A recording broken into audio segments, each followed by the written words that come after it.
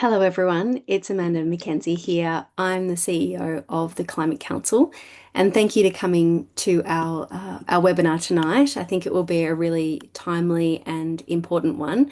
If you're new to the Climate Council, our role is to provide independent information to the Australian public and decision makers on climate change impacts, on solutions, as well as push for those solutions through our Parliament.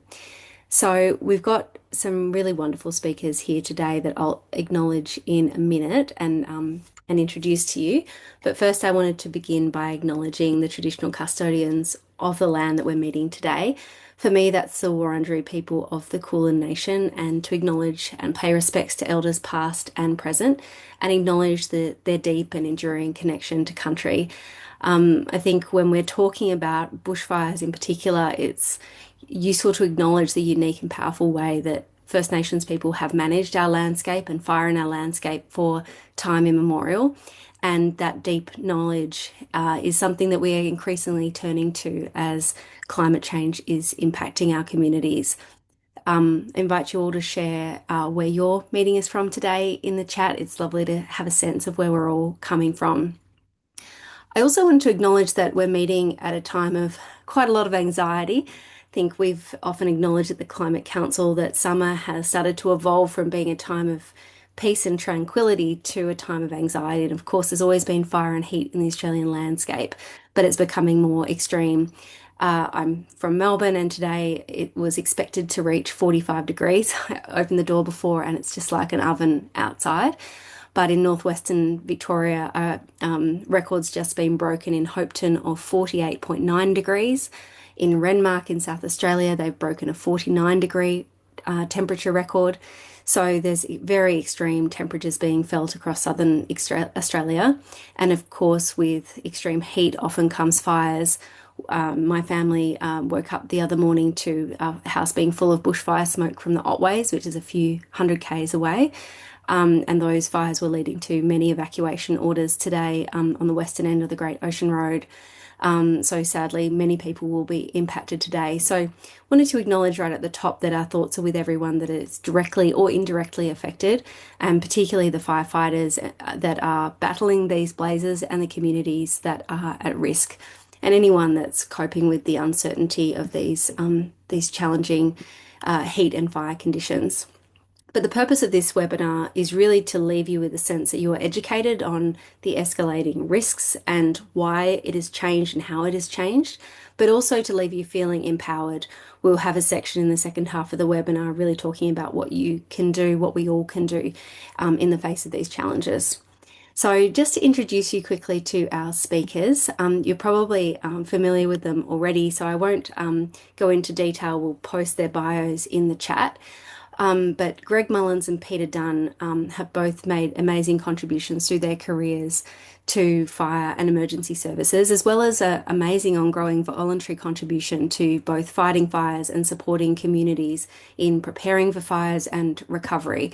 I'm sure as you'll get to know them through the webinar, you'll be just as in awe of them as I am. So Greg and Peter, thank you so much for joining us.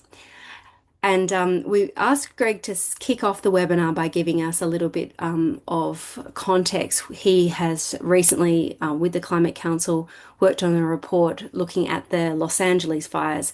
If you take your mind back about a year ago, there were terrible fires in LA in winter that showed what can happen when you combine strong winds, dry landscapes, and urban development. And thousands of homes were lost in that context. So it got us to thinking, well, could this happen here? What are the risks for us? So tonight's conversation is about understanding the risk, not just of what happened in Los Angeles, but in our unique landscape, particularly as we've seen already in this summer, which is a La Nina period, usually a cooler period, wetter period in southeastern Australia, that why it is so challenging, the conditions right now. So we're going to look at how fire risk is changing, what it means for our cities, suburbs, and importantly, what we can do about it. So I encourage you all to use the chat to share your constructive and respectful thoughts. But also you can submit a question via the Q&A box, and Martin Rice, our research director, is behind the scenes, and he'll be wildly typing responses to any questions that come up. We've had a whole lot of pre-submitted questions as well, so we're going to try and whip through them and do as many as possible. And we'll also share links in the chat and follow up with you afterwards in your email so you get the full recording as well as all of the links so that you have as much resources as you can handle really. So I'm going to hand over to Greg now, and as I said, he'll give us a rundown of the findings for the recent report that looked at when cities burn, could the Los Angeles fires happen here? Thanks very much, Amanda, and welcome everybody. I'm coming to you from Gadigal land. I'd like to pay my respects to elders past, present, and emerging. Now, some context to the devastating LA fires that happened last year, and why we're in the firing line if we don't take the climate threat seriously. So, look, first of all, bit of context. I've worked in both Los Angeles city and county fire departments in the 1990s. I've been there many times. I've studied in the United States with fire services. So I knew a lot about the fire danger over there and how it's escalating. Now, the Southern Californian fire seasons last century generally went from June to October and occasionally early November, depending on the winds and when the normal sort of wet season kicked in. It's a Mediterranean climate, so they've got wet and dry. So that's what happened for centuries. Now, and when I say occasionally, they'd have fires in early November. By mid-November, those rains would set in, and there was nothing after that. So big fires in January were unheard of, and fires of this magnitude had never been experienced before. 10 times more losses than ever before in Southern California. Northern California, different kettle of fish again, and I won't go into that, but it's escalated just as quickly or even more quickly than Southern California. Now, LA had experienced 2 very wet years, and that led to prolific growth of bush and scrub. They call it brush over there, very dry grass. They couldn't burn off because it was just too wet, and there's complicating factors. That brush keeps the hillsides together, and if they burn too much and then it rains, they get landslides, as they did after these fires.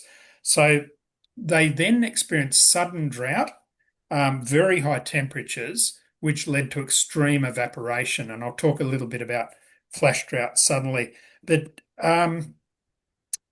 what was the driving factor in this was a forecast extreme weather event. So they were preparing for extreme winds, basically category 1 cyclone, about the same as category 1 cyclone. And the focus of the fire services was, yes, on fires, but really they'd never thought about fires in January ever before. But they were thinking roofs were going to be ripped off, trees were going to come down on power lines, etc. And in the event, that extreme weather event did happen, 160 kilometre per hour wind gusts, 100 kilometres per hour sustained. Firefighters were literally knocked over. People who stood up against the wind sometimes got bowled along the ground, and firefighting streams were just useless. So 16,000 buildings destroyed, most of those homes. Fires went for kilometres into the suburbs. So it wasn't just an interface fire. It went kilometres into the suburbs. It overwhelmed the fire services. And like here, climate change is making fire weather far more frequent, far more intense, and fire seasons longer. Next slide, please. So now this is reducing the ability of us to use our most practical and effective tool, which is hazard reduction burning. That's the best wide-ranging tool we have over large areas to reduce risk, because we now seem to swing from extreme wet to extreme dry.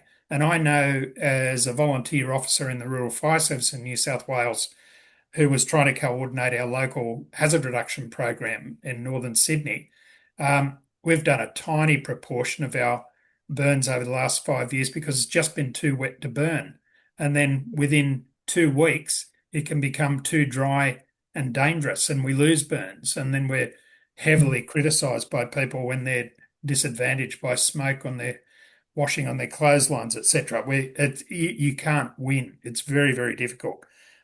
We've got a long history of major fires in Australia hitting suburbs and major regional towns. And a lot of people probably don't know that Hobart in 1967, about 1,400 homes were destroyed, 62 people were killed.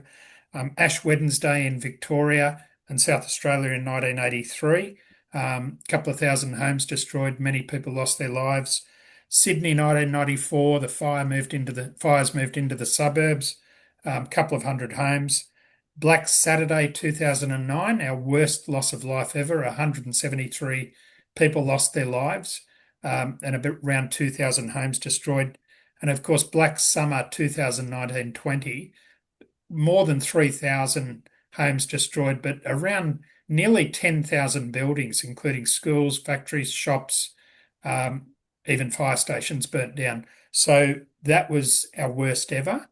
And it didn't come into major cities. It didn't come into the suburbs. So if it had, people like me shudder to think what it would have been like. But that was in regional centres. Urban expansion has put many more people at risk in suburbs on the bushland urban interface, and homes built before about 2010 aren't built to the current um, Australian Standard 3959, building in bushfire prone areas. Next slide, please. Um, so now I'll unpick a little bit more why it's getting much harder for emergency services, national parks and forestry agencies. Now we're talking about volunteer rural fire brigades, the fire and rescue services, the full-time services, national parks, rangers and firefighters and forestry have a big firefighting component as well, particularly in Victoria through Forest Fire Management Victoria. The fire seasons are now much longer. Now, the Black Summer fires in New South Wales, for example, started burning in July, and the Rural Fires Act and the predecessor to that, the Bushfires Act 1949, said that the fire season runs from 1st of October to 31st of March each summer. So we had fires burning months before the official start. We had catastrophic fire weather in early September, which was pretty much unheard of. And the year before, we had homes being lost in August. So that just signifies how much longer these fire seasons run for. The hotter weather that brings those intense winds and low humidities and dries out the landscape. Now, we're getting more heat waves.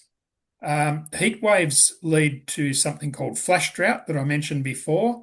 It wasn't even recognised in the literature until the year 2000. Some US researchers twigged to the fact that very hot weather was parching the landscape, and all of a sudden fires were breaking out as if there'd been a drought for a couple of years. And now we know that these intense heat waves cause massive evaporation. It draws moisture out of living and dead vegetation, and within a couple of weeks, you can be in a situation where, previously last century would have taken a year or more to get to that situation where we're in drought-fueled fires. Now, reduced winter rainfall, we're finding particularly southeastern New South Wales, Gippsland in Victoria, and southwestern Western Australia in particular, where the Jarrah forests and the wheat belt, things are drying out critically. There's swamps there that have dried out and may never fill up again. But this critical dryness is increasing fire behaviour.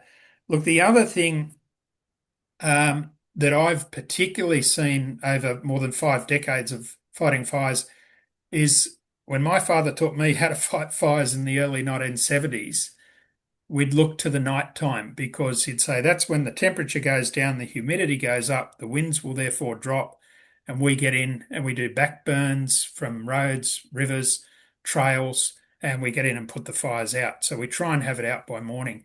Often now we have intense fire behaviour at night. I remember late December 2019, I was fighting a fire in Blackheath in the Blue Mountains, and a southerly change came along. We had 30-metre flames impacting a row of houses on Hat Hill Road at 1 a.m., and the fire just kept burning as if it was midday. And we were very well, we weren't lucky. It was just a lot of hard work by a lot of firefighters saved all the homes. But we had fire trucks catching fire. I ended up very ill with dehydration afterwards, as did a lot of people. So that's what's happening. Now, extreme events, pyroconvective storms, and in a nutshell, heat plumes that are so hot, so strong, they push up into the stratosphere. They can form cumulonimbus clouds, which are storm clouds. So pyro means fire. Um, they have lightning, but not much rain. And they can have the storm cells can collapse and send winds out in every direction. They draw in air from the bottom. They're not much fun to be under. More about that later. Next slide, please. So, New Year's Eve 2019, I was fighting fires at Bateman's Bay on the south coast of New South Wales. We were under a pyroconvective storm. Pete had his own experience under one further up the coast at Lake Conjola. I'm sure he'll talk about that. I didn't think it was coming home, and we had trees falling down all around us. The fire behaviour was unbelievable, even for someone like me who's seen fires in Australia, France, Spain, Canada, and the US. I thought I knew it all, but not until that day. And one of the things that really struck me, um, and I still have a little bit of difficulty talking about this, but seeing a mob of kangaroos come out of the forest on fire because hundreds of hectares ignited all at the same time, and it was like a nuclear bomb. But I'd never seen kangaroos not able to get away because they know where to go. But it was hell on earth. I got to say, we lost hundreds of homes, and were basically powerless. Now, on the worst days, firefighting aircraft can't operate, as happened in Los Angeles, because they'll crash. The winds, the wind shear next to the convection columns are just too intense. And if you look at Los Angeles, they have around 600 fire engines they can draw on immediately, thousands of paid firefighters. They've got fire camps in the mountains with fire crews who cut line. There's hundreds and hundreds of them. There's some community fire units. They've got so many aircraft compared to us, but they were overwhelmed because of the weather.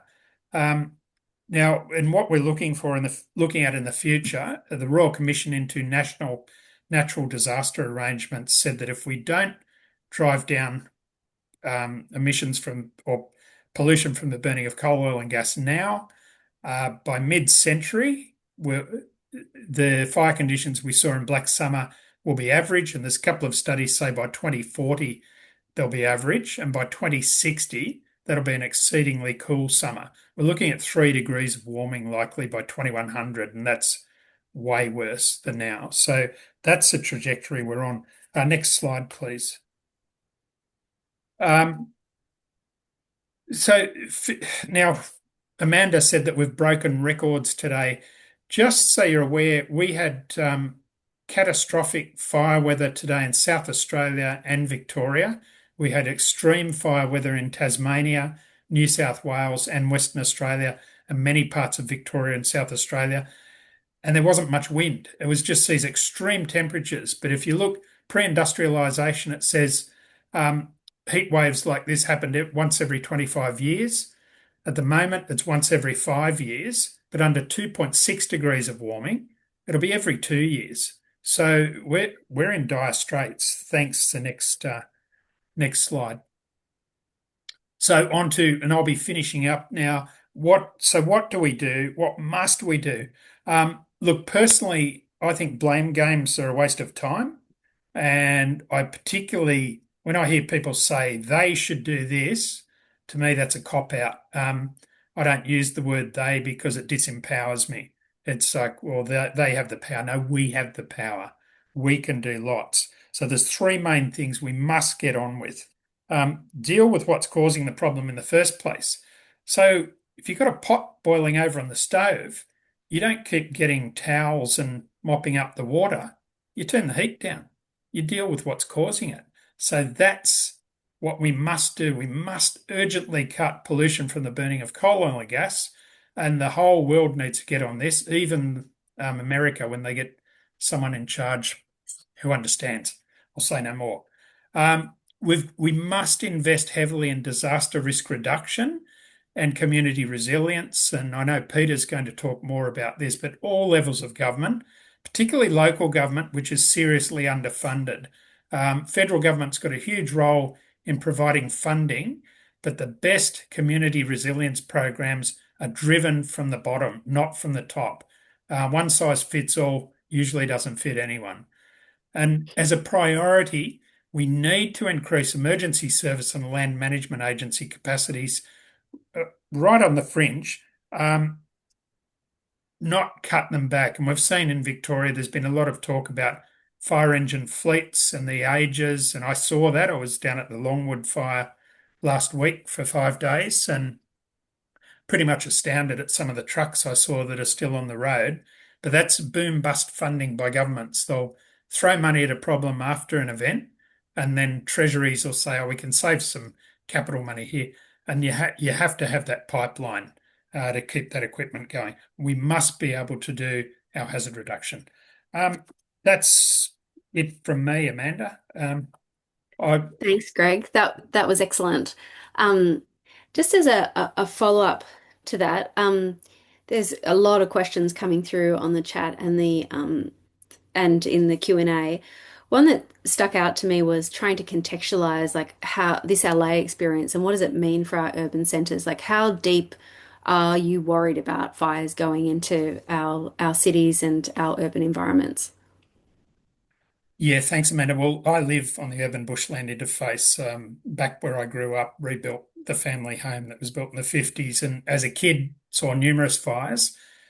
I'm really worried whenever I go away fighting fires. I wonder if I'll come back to my house, if it'll still be there. I do worry. The fires are fundamentally different to what I saw in 1971 when I fought my first big fire. Bad years are bad years, but our bad years are far worse. As we know today, the temperatures are far higher. The winds tend to be stronger because there's so much energy in the system. The relative humidity, the moisture in the atmosphere, far lower. We had to add a new category of fire danger after Black Saturday in 2009 because extreme, which was 100 on the old index, was exceeded by 100%. It got over 200. That's climate-driven fire risk. We must take it seriously. It's on the worst days, it's impossible for people like me to save buildings. We just concentrate on saving lives. And sometimes it's just getting our own skins out of tight situations. We're not even able to help others. So this is how real it is. And every step we take to cut climate pollution will help my grandkids to have a safer world. Mm. And Greg, I'll bring you in the next question, Peter. And Greg, just before that, there's been a lot of controversy in Victoria around the Longwood fire, and it's starting from a spark on the Hume Highway into long grass. So there's been a debate: should it have been shorter grass? And then a different perspective from the CFA saying in catastrophic conditions, any spark can result in something enormous.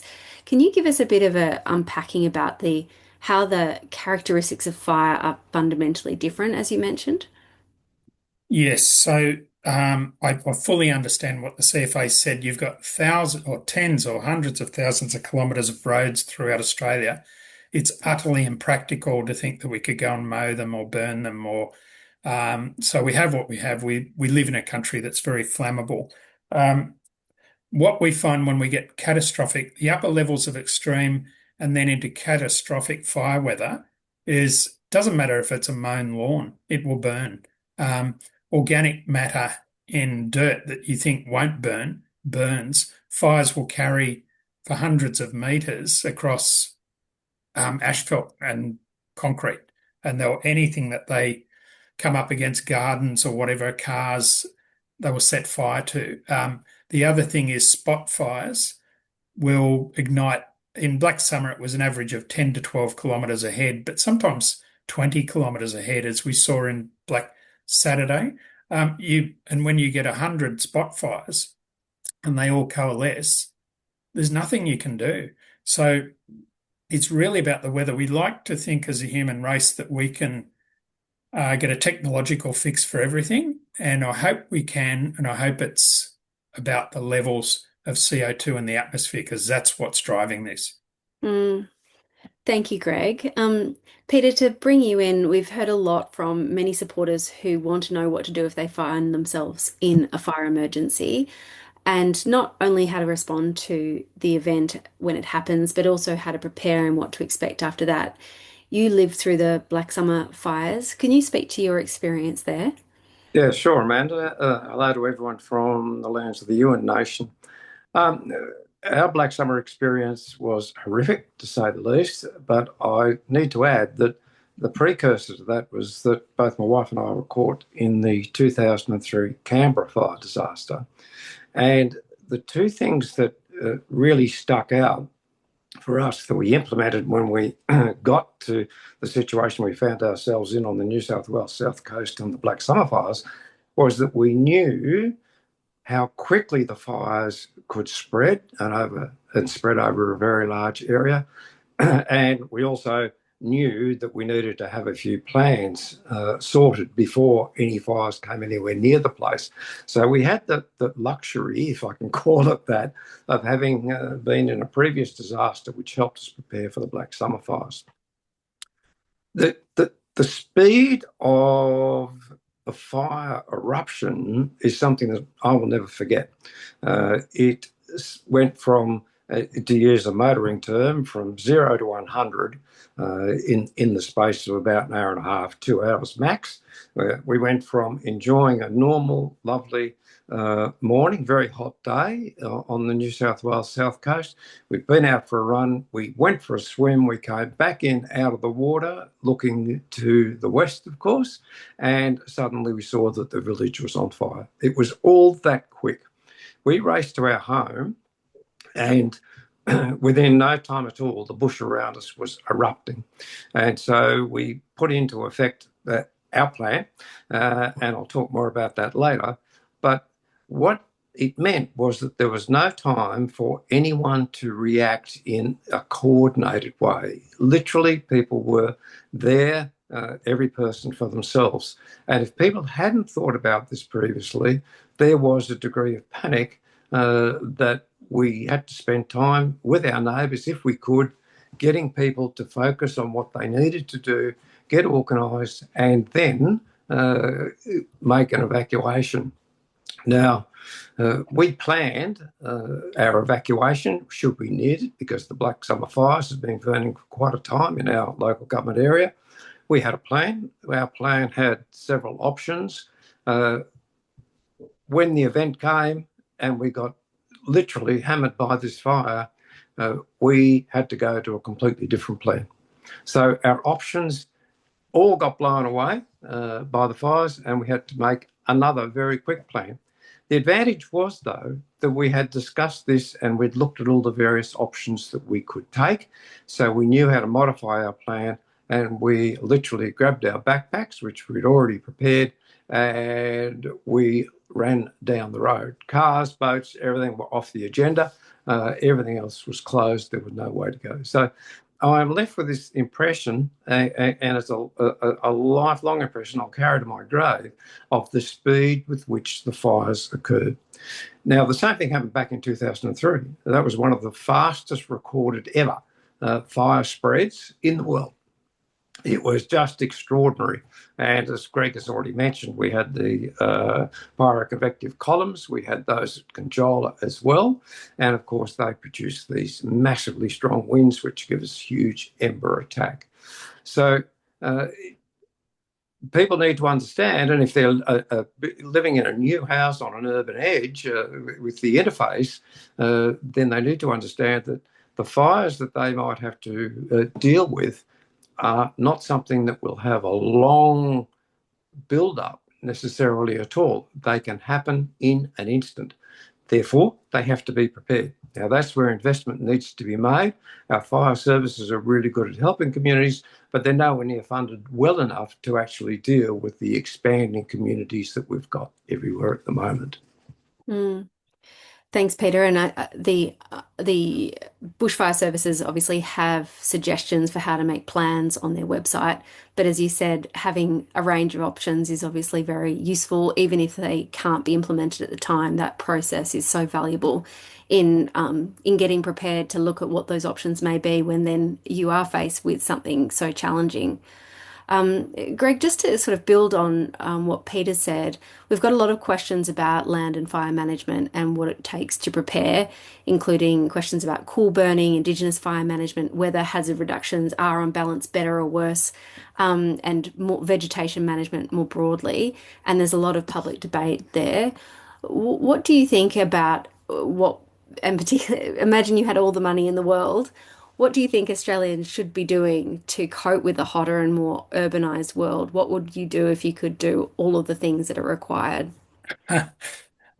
Well, that's interesting because I mean, one of the things that struck me in my many visits to the US, my studies in the US, was they throw money at everything and they think money will solve every problem, and it just doesn't, as we've seen. So, Mother Nature and an escalating climate wins. So we've really got to get back to fundamentals. But I think what people need to understand is that wherever you live, you can be at risk. These fires went for kilometres into suburbia, a long way away from the bush. Even people from the inner city can be caught out when they're on holidays, and we've seen that recently with the climate whiplash, we call it, from weather extremes. We had the flash floods at Wye River down in Victoria, and just up the road at the Otways. I've got friends whose farm is probably being impacted right now as the southwesterly wind change goes through. Um, so as conditions ramp up, some of our best tools are being taken away. Now, I've seen a couple of the comments. There's a lot of different research out there, some really interesting stuff from David Lindenmayer, Phil Zylstra, about if you leave forests for 30 odd years, their flammability reduces. But the problem is the extent of fires is becoming greater. We're getting more lightning. So the ignitions, it's less likely that you'll be able to preserve places as fire free, particularly as Peter said, if you're not resourcing the fire services. So again, I come back to long term, strategically, it's a case of dialing down the heat and stabilising it at some stage. And the Royal Commission said this, we must stabilise the temperatures as quickly as we possibly can, because then things will stop to escalate and we can start concentrating on removing CO2 from the atmosphere and trying to cool it down. It won't happen in my lifetime or Pete's, but hopefully our grandkids might see something positive happening. And it's a grim prospect, but then we have to do all of these different measures: community safety, disaster risk reduction, hardening of infrastructure and homes at Longwood. And look, remiss of me, my condolences and thoughts are with all those who've suffered loss during these last fires. 434 homes at last count, about 800 other buildings, 800, 900 other buildings, and that's people's livelihoods, huge farm sheds full of machinery, etc. Lots of livestock. I saw all that down there, but I saw homes built to Australian Standard 3959 where I thought nothing could survive. They're right in the path of the fire and they're still standing. So that sort of proves the concept. Mm. Um, Peter, you spoke about your experience in Lake Conjola and as an individual, what it takes to prepare as best you can. But what should we be doing on a more macro level to prepare our communities? What needs to change in the planning processes or decision making to ensure that communities have the resources that they can have on the urban fringe or in regional or rural communities to be as prepared as possible? Well, first of all, Amanda, the fire agencies, as I've already said, need to be resourced to much larger community education program and a different sort of community education program. Frequently, the new house owners, if they're lucky enough to get a house these days, have come from non-rural, non-regional areas, and they are not familiar with bushfire and the effects of bushfire at all, and they certainly haven't necessarily read our report and could the LA fires happen in Australia. So there is a massive need there for an education program that is different from the normal standard education programs that occur at the moment. Now, the other thing that needs to be done is that where communities are active in the space of being resilient, getting their groups together, and communities are knitted together, then what they really need to do is to be able to talk to somebody who can listen to what they think are the needs around their community, and they can therefore become engaged with those people, particularly local councils or their fire services, and so we really are worried about this area here, and we'd like to do something there. Get involved in that. And in order to do that, they need to be involved in their community. But of course, it's no good saying we'd like things to change if there are no resources to actually make some of those changes. So there has to be a two-way street. I think at the moment it's a very one-way street. It's a top-down street. This is the way it's going to happen. This is what we're going to do for you, and that doesn't necessarily engage the community.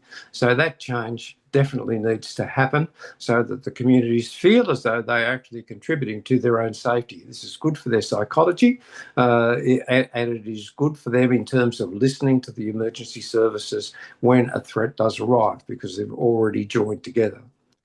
In order for that to be effective, the community needs to have a strong fabric. So people need to be encouraged to get involved in their local communities, in community groups, and get to know who is in their community. With our rapidly expanding urban fringe, this is not necessarily happening. Some areas it's happening in a brilliant way, but it is very patchy, and we need to have something happening in that space. Planning is an interesting challenge because there is a massive demand for areas that can be developed, and often development is in areas that is really, from a bushfire point of view, or indeed a flood point of view as well, it's inappropriate. But this is going to happen. It has happened already. So we need to be well aware that that is the case. And this leads us into another subject, of course, and that would be insurance, which I won't go into in great detail here, other than to say we have to revisit how we provide insurance in these areas that the insurance companies are either putting massive premiums on because of risk or not insuring people at all. And that's a situation that many of my neighbours are facing here in rural areas down on the New South Wales south coast. But the point I would make is there's a lot we can do. And this isn't all going into massive defensive mode. It is changing the way we approach things. It is making sure we are all aware and realising that this is the new normal. And the new normal can be managed to a degree as long as we are dragging down our climate pollution as fast as we can. And that is something that needs to go, obviously, hand in hand with changing these systems and techniques that we use to enlist the community to be part of the problem. Now, I'd hasten to add here, before I finish, that we've talked about the catastrophic nature of these fires. I've talked about the speed with which these fires erupt and the area they cover. People need to understand that if they decide to stay, they need to make sure they are in a place that is reasonably safe. Otherwise, they need to be preparing to evacuate, and they need to have a very clear idea of how they are going to do that, as I mentioned before, because no plan will survive the first impact of the fire. So there are a number of things that we can do, and we need to be active in these spaces. And I think these will help us in our own psychological approach to this, to say, right, we are actually starting to adapt. We can't keep on adapting forever because the changes are coming so fast that eventually it will be unbearable. I'm talking, 50, 100, 200 years down the track.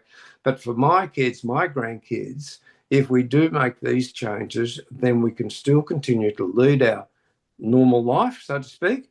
We can enjoy living on the interface because it's a great place to live. I've lived there myself, and now I'm living in a rural community. So this is where I want to be. Mhm. But we can do things to make this much safer for us and much safer for our emergency services. Thanks, Peter. And I think it's a really important thing to take on that there is a lot we can do, both in terms of the preparedness for communities for worsening fires, as well as in terms of what Australia does on climate change. Greg's talked quite a bit about that as well, getting down pollution and how that's the critical piece to the puzzle in terms of reducing the root cause. But there are things that we can do also in managing the risks to communities directly. Um, just encourage you both now that we've got 20 minutes left, so we're going to try and shorten our answers a little bit for the next few ones. Greg, I'm going to ask you to talk about the cost to communities. There's a lot of questions here about the impact on SES and the Rural Fire Service volunteers, both from a health perspective and psychological perspective, and work and all of the other things that go with being a volunteer as the workload keeps growing and conditions get harder, but also the impact on communities, local councils, individuals, and all of us in terms of the insurance costs that we pay as a nation. You've talked a little bit about a levy on polluters. Can you speak to who is bearing the costs and who is avoiding the costs? Yeah, thanks, Amanda. Who's paying? You and I, all of us. We're through increasing council rates and fire service levies, emergency service levies, through state government charges and taxes, through GST. We pay, and companies that are making billions of dollars in profits are getting subsidised by our federal government through diesel levies, etc., etc. So $11 billion a year in levies, sorry, in subsidising fossil fuels. If you just took half of that and put it into community resilience, disaster risk reduction, you'd make a huge impact. So there's not nearly enough being spent.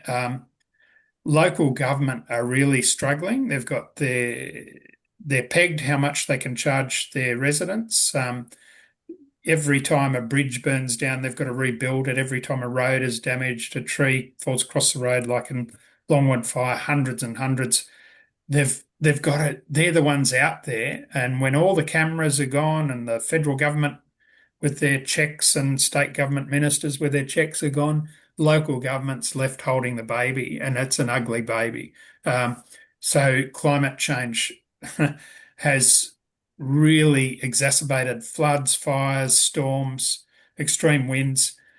So we need to get the funding right. Now, if, as I said, they're not taxing the fossil fuel rent tax or whatever it is a joke. We get very little back from that. So why aren't they paying? And I had my blood contaminated by PFAS because it was in firefighting foams, as thousands of other firefighters have. I breathed in asbestos as a young firefighter when there wasn't enough breathing apparatus on the trucks, and homes were all made out of fibro. And I don't know how that's going to affect me, but I've got friends who've died from fibrosis, etc., because of that.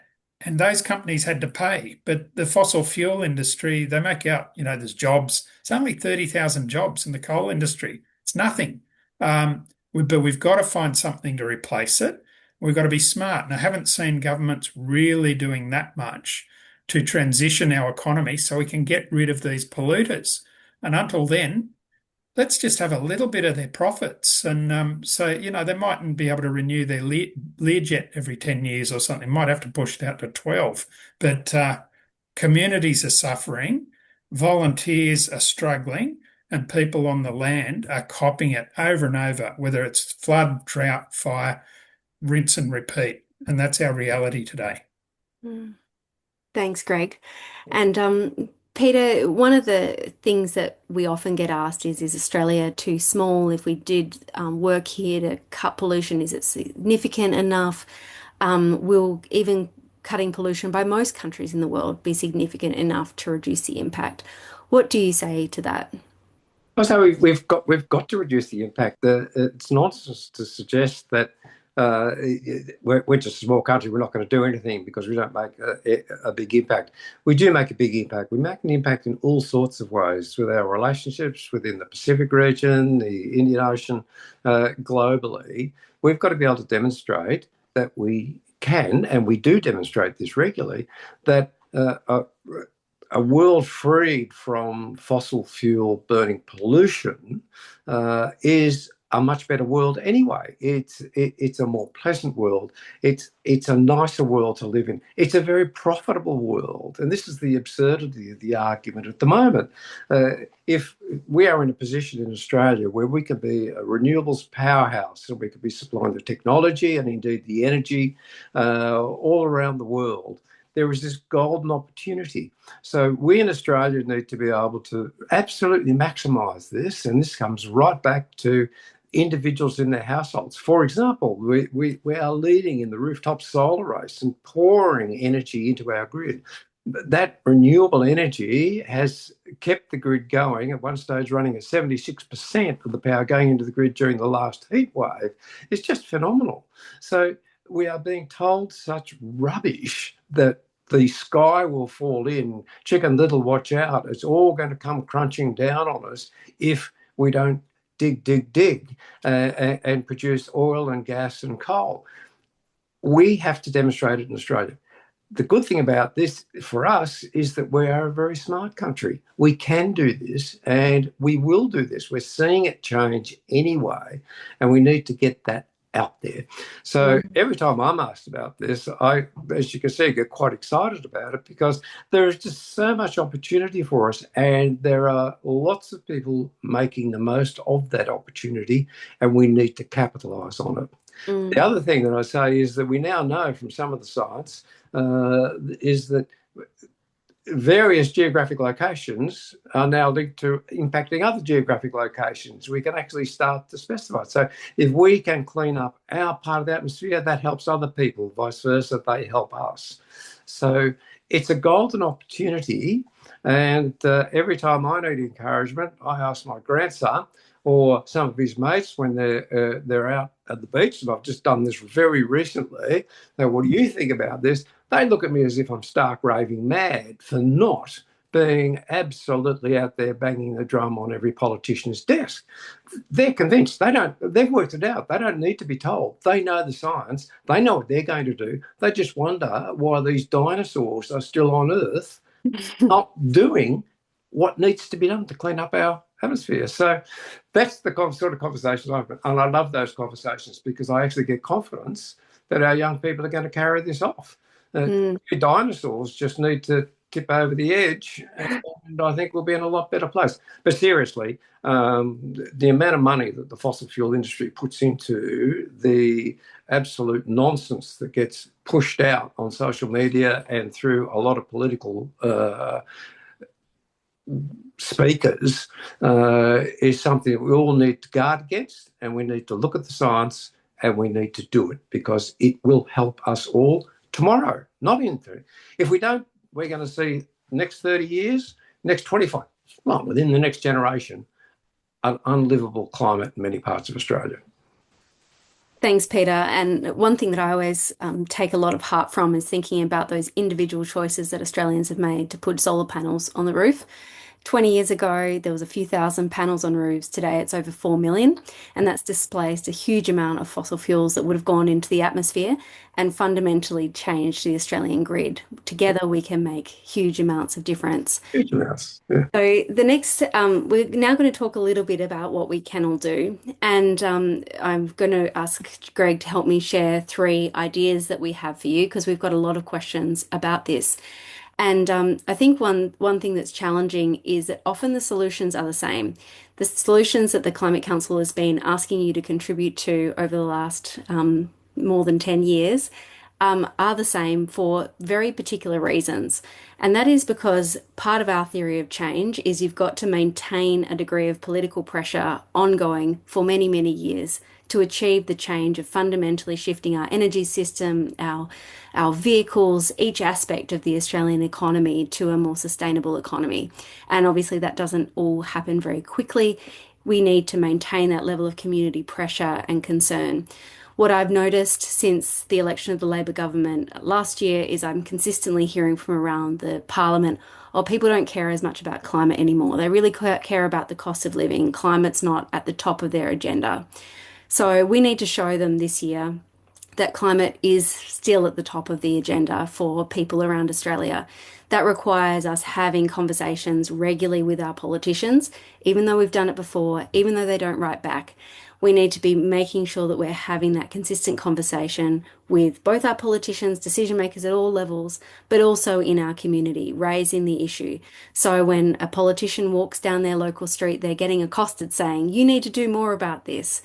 That is the slow burn that it will take to create change. And although it's not necessarily sexy and it sounds like the same things over and over, um, I want to kind of reassure you that that is what will genuinely make a difference, having built up public pressure over time. So the first suggestion we're giving to you is to email your MP with this latest report that Greg and the Climate Council have authored. So we've got a tool that we'll share with you in the chat now and on email afterwards that allows you to take an easy step, share it with your friends as well as you, if you like, to share the latest report and your concerns with your local MP, to put it in their inbox as one of the first emails they get. They get this year, and you can personalize it, which would be excellent, but you also don't have to. You can do it really quickly. The second action is about spreading the word. It matters so much that we're having conversations about this, as I've said over and over again. And it doesn't mean that you have to have conversations with the people that disagree with us vehemently. There's only about 5% of people in the Australian community that think that climate change isn't happening. We don't need to convince them. The people we need to convince is the people that it's a concern, but it's kind of in the background. We need those people to be putting it on the top of their agenda as well. So this is about talking to your neighbours, talking to your friends, talking to your community about these issues. And it's not the arguments and the statistics that are going to persuade people. It's usually about the stories, like some of the stories that we've heard from Peter and Greg tonight that matters to people significantly. So Greg and Peter, I thought I'd ask you both to reflect on those actions around what you think is impactful on decision makers as you've interacted with them through your careers, and why it's important that they hear from the community consistently. Greg, I'll pass to you first. Yeah, thanks, Amanda. Look, I've seen a couple of comments coming up saying depoliticize it, it should be bipartisan, etc. If only that were the case. And Peter and I, before Black Summer, tried to warn the Morrison government that there was a bushfire catastrophe coming. 23 former fire chiefs representing every fire service in Australia. We were ridiculed, um, attacked personally, ignored. The Murdoch press wrote in as the dark horseman behind the Prime Minister at the time and the Deputy Prime Minister. We tried and tried to meet with them, and we eventually did because you said they had to, and the press got behind us. So, December 2019, finally met with, oh God, what's his name? He wants to be Little head of crowd. Liberals now. Taylor. Oh, Taylor, and Little Proud. And we made a point of not personally attacking anyone, but I have to say that was an hour of my life I will never get back, and nothing came of it. And then they went on the attack 5 minutes after we left their rooms. They just did it. It was a stunt to them to say we've spoken to those silly old fire chiefs and everything's in hand. And then New Year's Eve, everything fell apart and they were backpedaling. So it matters. The 2022 election, the Teal Independents, who came in on a platform of climate action and honesty in government. Look what happened. So that was us going to the ballot box, using our democracy. Unlike America, we've still got one. Oh, did I say that?